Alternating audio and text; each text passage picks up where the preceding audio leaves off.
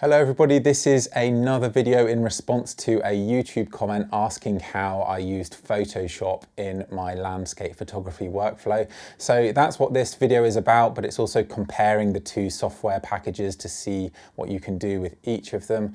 So if you're deciding between those two, hopefully you'll find this helpful. If you've got it all figured out, don't watch this video, it might be a bit boring. I've tried to keep it as top level as possible, but yeah, comparing software packages is never going to be that interesting, I suppose. But that said, let's get started. Okay, so here we've got a chart comparing Lightroom and Photoshop for a landscape photography workflow. So these are the kinds of things I think you might want to be doing with your edits. Obviously, some of them you will do and some of them you won't, depending on the image and your actual goal. But rather than going into the real detail of exactly what features each program has, which would take too long, I'm just giving you a general overview so that you can decide what kind of approach you'd like to take. And hopefully you'll conclude that Lightroom is certainly plenty to get started with.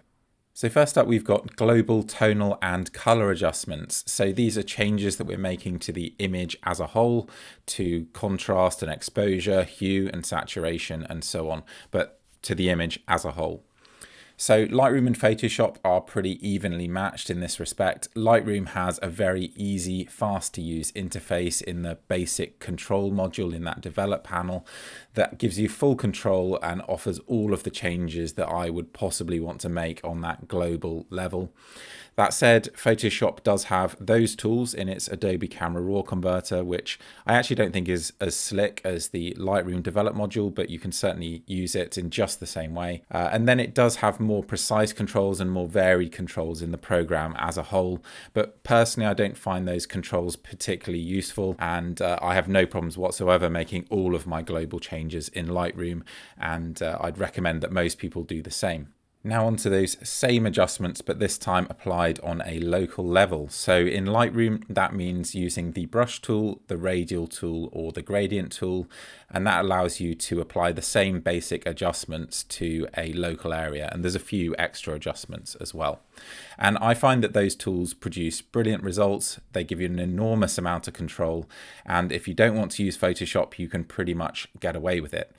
But Photoshop does have some advantages for people who have very precise workflows, because you can use something called a layer mask in Photoshop to make very, very specific selections to apply your adjustments to very particular areas based on luminance and contrast and saturation and so on. So it does offer more control with masking in particular. And then you do have slightly more precise control of the tonal changes and so on that you might be making. So for example, the curves tool does have slightly more refined options, but all in all, I don't think there's a huge difference here, and certainly unless you're a very advanced photographer, you don't need to get into Photoshop just yet. When it comes to sharpening, you'll find that the Lightroom tools, although simple, do produce very good results, and particularly combined with the various export options, you can create beautifully crisp, richly detailed images using Lightroom alone. But that said, the Photoshop sharpening tools are very significantly more advanced. Tools like the Smart Sharpen filter allow complete control over the sharpening process itself. And then when you combine that with layer masks, you can sharpen different areas of the image in completely different ways to extract the absolute optimum result from specific areas, which is particularly useful when you're producing particularly large prints, so enlarging the image to quite a significant size where those details are going to become increasingly apparent. So there is an advantage to using Photoshop, but I'd be very surprised if you found Lightroom to be inadequate until you got to quite a high level. Onto cloning, and Lightroom does a pretty good job with its spot corrections, particularly if you're removing easy things like sensor dust and really small features from the image. The pattern recognition is pretty good, and when it gets it wrong, you can just move the source of that correction to a different area that's a better match and generally get a pretty good result. However, Photoshop is a much more powerful tool in this respect. The automatic corrections are far more accurate in my experience, and then you have full control and precision if you make manual cloning corrections. So if you're removing large objects from your images, then Photoshop is the way to go. workflow. And in the case of my workflow, that's generally only lens flares, which I can't remove via corrections alone. So there are methods for removing lens flares using tonal corrections, which I can do in both Lightroom and Photoshop, although Photoshop I can make a slightly better job of it. But if I have to clone out a lens flare, then Photoshop is certainly the way to go. I generally get very poor results with Lightroom. And certainly if you're a commercial photographer and you need to remove people regularly or something like that, then Photoshop is just the only way to go. When it comes to compositing, Lightroom is incredibly restricted. So it does have some compositing options, if you would call it compositing, and that's combining multiple exposures into a single HDR RAW file and then combining multiple exposures into a panorama. And it's fantastic at both of those things, but it doesn't have any other compositing controls, whereas Photoshop is essentially the industry standard. I doubt there's any digital artists out there who don't use Photoshop. It has immensely powerful masking tools and blend modes.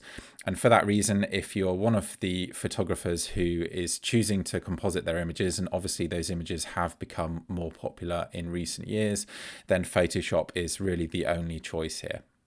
Warping is another area where Photoshop has a clear advantage. Lightroom does have a number of useful tools like lens corrections, which allows you to correct pincushion distortion and barrel distortion that your lenses might have, as well as perspective correction tools, so you can fix converging verticals if you're an architectural photographer, for example, although the actual application of that may be somewhat limited. And then you can also correct panoramas to an extent, so the tools for pulling out the corners when you've got your stitched image, you want to fill in those corners. Lightroom does a pretty good job of that, although panoramas are actually one area where Lightroom is also lacking. So the only warps that I will generally do in Photoshop are when I'm trying to straighten horizons, because you just can't do that effectively in Lightroom, which is a real shame.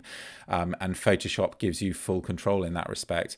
And if you want to do more extreme warps, some people like to stretch mountains and so on, then Photoshop again is the way to go, because you just have so much more control and some really precise tools like the puppet warp tool.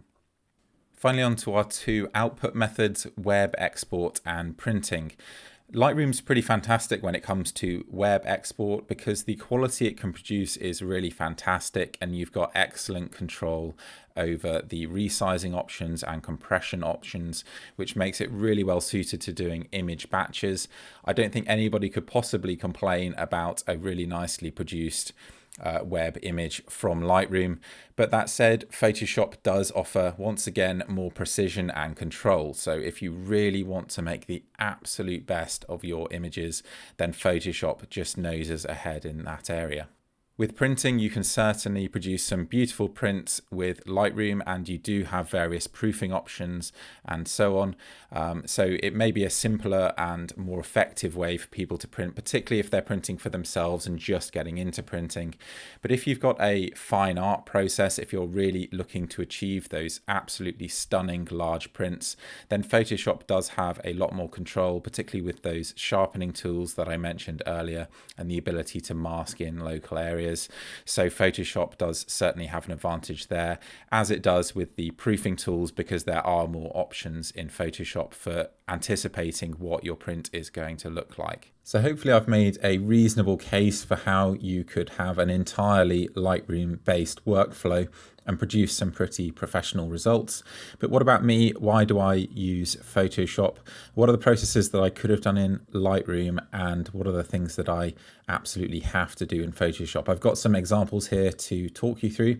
So we'll start with this one, which was a photo I took in Fisherfield this summer, and you can watch that video on YouTube. But this is the original RAW file, so I did actually shoot an exposure bracket here, but ended up just using one frame. And you can see that there's all the tonal information here that I'm likely to need. So I did just use one frame in the end. And if I brighten this up by a stop or so, then you can see an edit that's a bit closer to where I took it in Lightroom. So this is just the same Lightroom file, just with the edits applied. And one of the major changes I made here was that I made the white balance exceptionally cold to fight off all of the color cast from the sun, which in some circumstances might be desirable, but here I just felt it was a bit too much. And that did have the beneficial effect of creating some color separation between the color of the water and sky and everything else around, which is obviously quite red and orange by comparison. So that was the Lightroom edit. What did I do in Photoshop? Well, here is that Photoshop file, and you can see there's just a slight color difference because I took some more red out. And got it more back to the orange actually of the original file, because actually when I introduced all that blue, it actually made the oranges redder, which is a sort of color mixing type issue that you can run into. So that's why I took some of the red out, and I did that using the curves tool in Photoshop, but actually I could have just come into Lightroom, clicked on the red channel in the tone curve here and set a red point, a new black point in the red channel. So that would actually achieve exactly the same thing as I did here. In fact, I've gone a bit further, and I'm not going to talk about exactly how all those things are done at this point, but yeah, needless to say, I could have made those corrections perfectly happily in Lightroom. So on to this scene from the Highlands of Iceland. There's a video here that my workshop client Jesus took on his iPhone, so you can see just how amazing it was to be up there. So that was the scene we were photographing shortly after sunrise in Iceland. And this is the original raw file, just converted into a panorama. So there's no edits applied here, but this is the original panorama. So you can see that it is a bit flat, it's lacking color and contrast, and the highlights are a bit too bright, the shadows are a bit too dark. So I've done a lot of my usual editing processes here, and this is where I took that file before going into Photoshop. So quite commonly when I'm using Photoshop, what I'm actually doing first in Lightroom is taking the image 90% of the way there. So I'll sort of walk up to the edge, as it were, and then take half a step back, because I don't want to be clipping anything or losing any information at this stage. I want to take the highlights close to white, but not quite to white. I want to keep the shadows fairly open, because then I can make them darker when it comes to editing in Photoshop. So here is my Photoshop edit. You can see I've done a crop and I've introduced a bit more contrast, cut through that haze even more. And yeah, so taken the image to a finished point in Photoshop, having got most of the way there in Lightroom. So the question is, did I need Photoshop to do this at all? And the answer is no.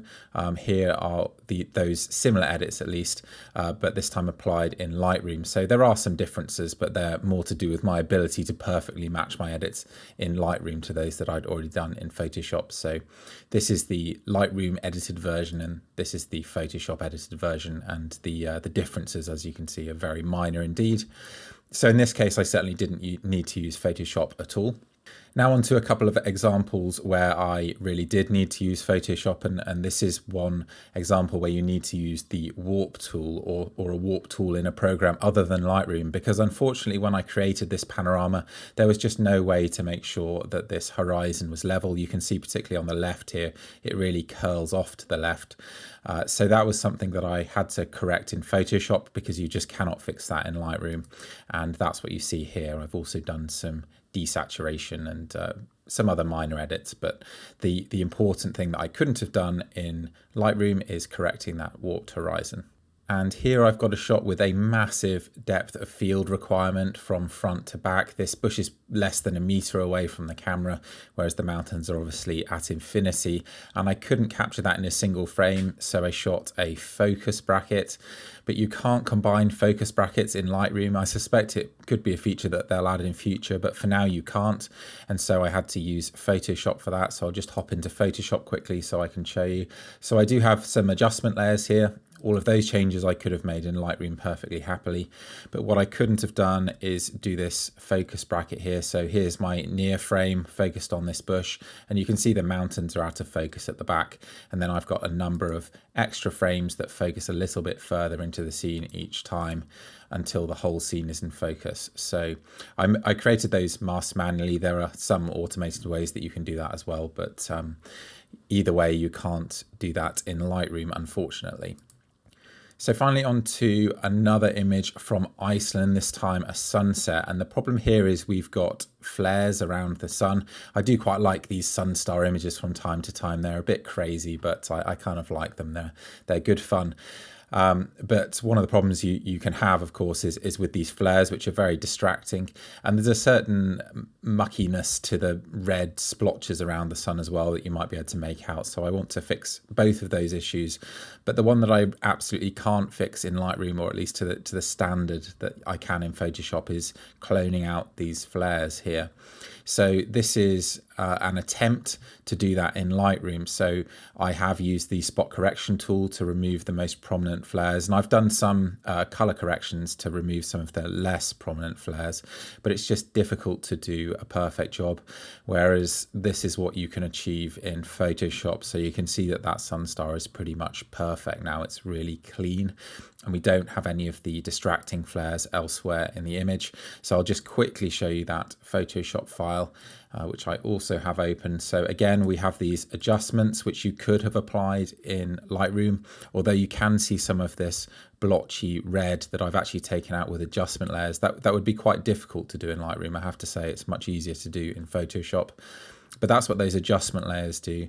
But the key thing that Lightroom really struggled with was cloning out those flares. And you can see what a perfect job I can do in that respect with Photoshop.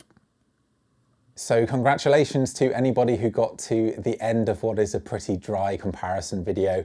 But hopefully if you're deciding between Lightroom and Photoshop, this video has given you a good idea of the differences between the two. Obviously, I'm pushing pretty heavily for Lightroom, particularly if you're one of those beginner intermediate photographers who's still developing their editing process. And that's for one very good reason, and that's that Lightroom is simply easier to use.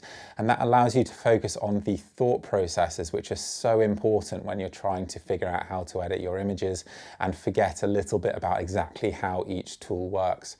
Photoshop is an incredibly powerful program, but it does have its limitations when it comes to actually learning the tool sets in the first place. There's some pitfalls in there and it can all be a bit confusing, so you get bogged down in the detail.